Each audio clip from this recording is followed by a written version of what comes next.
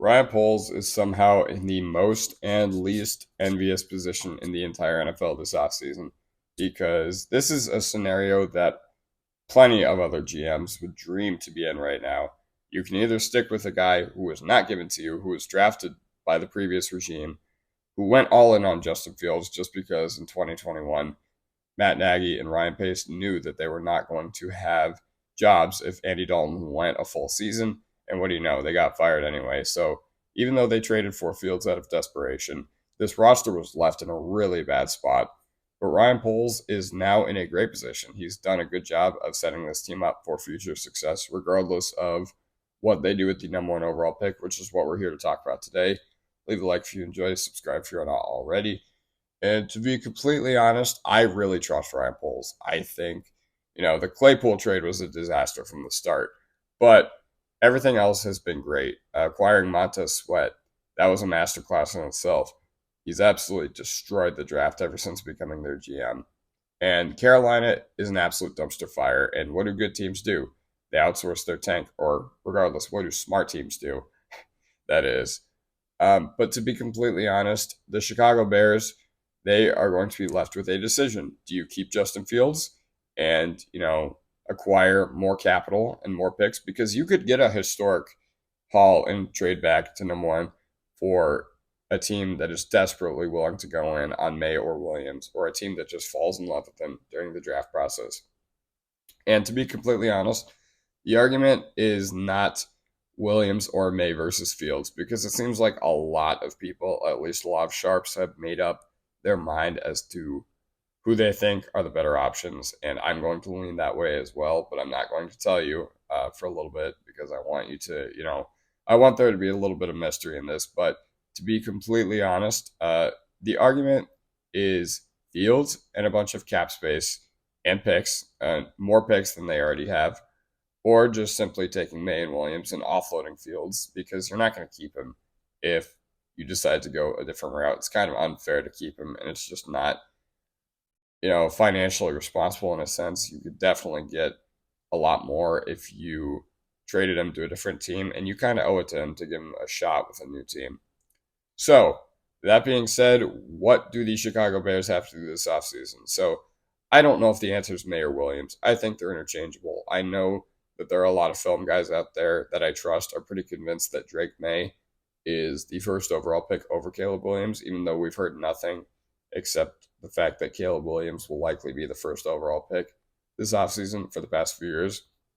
But what do I know? I know that Chicago is in a position to where they can't give Justin Fields another chance. Now, I know that he's played really well at some points this season, but to be completely honest, he is an elite rusher. He has an elite arm, but it's attached to the body and mental processing of a quarterback who just is not there yet, and a quarterback who did not make the leap in development that we had hoped he had at this time last year.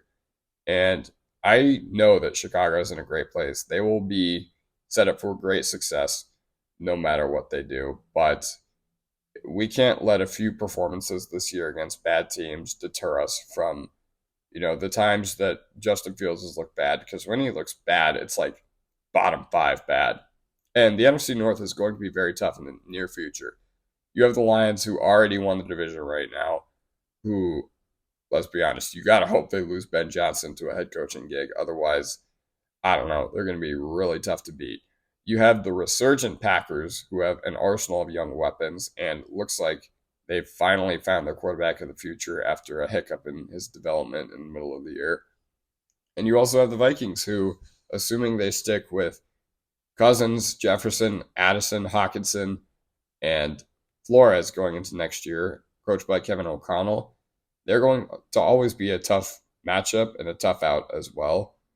So Chicago needs to do what is best for them, and that's hit the home run on either Williams or May.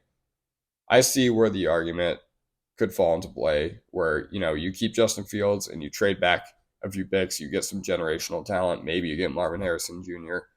Maybe you take one of the top tackles, even though the Bears O-line's been pretty good this year outside center.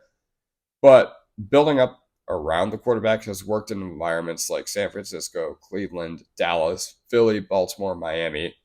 And I'm not saying those teams don't have good quarterbacks. Like they have some pretty damn good quarterbacks that I just mentioned. But year after year, it seems like the Mahomeses, the Allens, the Herberts, and the Burrows are all minimum certified top 5 to 6 quarterbacks in the sport. Yet their teams have kind of sputtered this year due to a lack of support from the rest of the team. Although your ceiling is higher with those guys. So the main argument is it's Fields plus a haul of picks or May or Williams. And to be completely honest, I've just seen enough of Justin Fields. He is a great quarterback and he is a great story. I love how he carries himself. But for a guy who has never finished higher than 15th in QBR, I do not view this as a very hard choice whatsoever.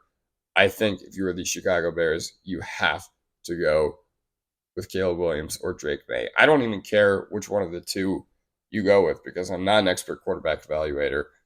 The Chicago Bears are going to be the ones that are talking to those guys. We as a community can look at those guys, what we know, even though we don't even know a fraction of what the NFL teams do.